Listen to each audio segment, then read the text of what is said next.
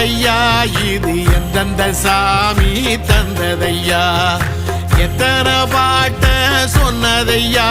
அத சுத்துற பூமி கண்டதையா அடிச்சு வீசும் காத்துலையும் அந்த தகப்பனாச சுத்துதையா பிடிச்சு பூக்கும் விதையிலும் ஒரு வம்சத்து கதையே உள்ளதையா 100 தலைமுறை சேர்ந்து செதுக்குன ஈர நலம் இது பாறையா வாழும் வரையிலும் நீயும் விதைக்கிற கடமை இருக்கு கேளையா கோடி விளக்காயேந்தி கிடந்த